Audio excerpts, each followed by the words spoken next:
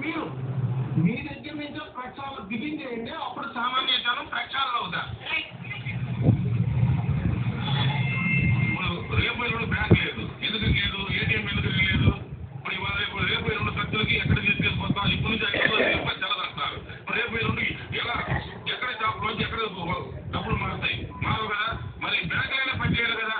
Bank money app తీసుకుందని చెప్పారు, చాలా బాగుంది. బట్ రేపు ఎల్లుండి బ్యాంక్ ఉంటే కదా బ్యాంక్ లో డబ్బులు తీయగలుగుతుంది. ఇవాళ ఏటీఎం డబ్బులు తీసుకోవాలి, 5,000 10,000 అవుతుంది. ఆ డబ్బులు ఎక్కడ ఇవ్వాలి, రేపు ఖర్చులకి ఏం చేయాలి? ఇవాళ ఇట్లా చేస్తే ఇది కరెక్టా? బ్యాంక్ బంద్ చేయాలి కదా, ఏటీఎం బంద్ చేయాలి కదా, ఇవ్వాలి మీరు చేసుకోవాలి కదా. అదే మెడికల్ దానికి నిత్యాలు వస్తువులు కదా, రెస్టారెంట్ అవ్వాలి సామాన్యుడికి 500 ఇప్పుడు కూడా బ్యాన్ చేశారు.